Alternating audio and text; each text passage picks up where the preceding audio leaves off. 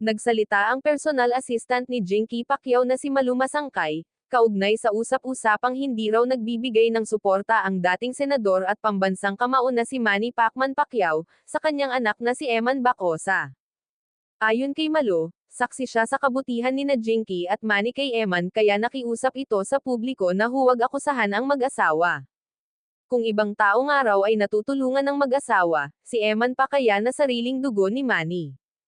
Aniya, ako talaga isa ako na maka-witness kasi PA ako ni Madam for how many years, kung tulong ang pag-uusapan sobra-sobra ang tulong ni Sir Manny at Madam Jinky kay Eman, pinag-shopping ni Sir Manny kasama ng kapatid ni Eman, halos sila nag-shopping damit sapatos kung anong gusto ni Eman.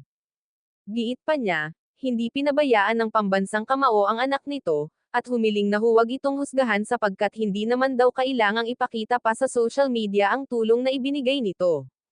Isa ako sa magpatotoo na kung tulong lang pag-usapan kahit kailan di pinabayaan ni Sir Manny, ang anak niyang si Eman. Sana naman po wag po kayo manghusga or husgahan man sila, alam ko na napakabait ng mag-asawa, kung sa iba nga tumulong sila di naman siguro kailangan pa na ipa-social media, kung ano man ang naitulong nila Sir Manny at Madam Jinky kay Eman. May sariling mensahe rin si Malu para kay Eman, ikaw naman sana Eman alam mo sa sarili mo kung gaano ka kamahal ng daddy mo.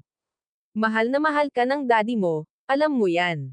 Matatanda ang sa isa maikling panayam ng Philippine Entertainment Portal kay Jinky, ay ipinahiwatig nitong may mga material na bagay, gaya ng apartment at lockery watch, at pinansyal na tulong na ibinigay si Manny sa anak nito kay Joanna Bacosa.